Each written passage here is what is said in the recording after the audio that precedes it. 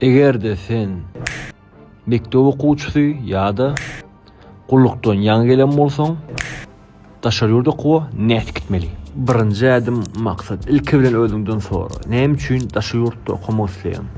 Mektep okuwçysy halkary diplom almak isleýär. Har bu gullukdan gelen iş karýerasyny gurmak isleýär. Egerde maksadyň anyk bolsa, uniwersitet we ýurt saýlaw aňsat bolýar.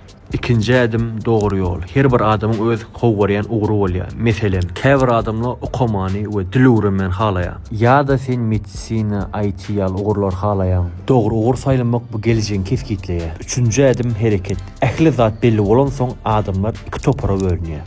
Birinji topar özleri adam tapjak bolýar, tanışlary ynanýar. Iň soňunda kynçylyk çekýär.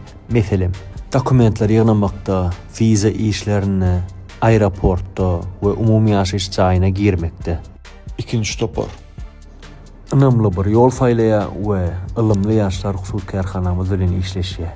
Sebäbi biz uniwersitet saýlawyna, viza işlerini, dokument taýýarlamakda we ynamly uniwersitetde ýerleşmekde kömek etýär.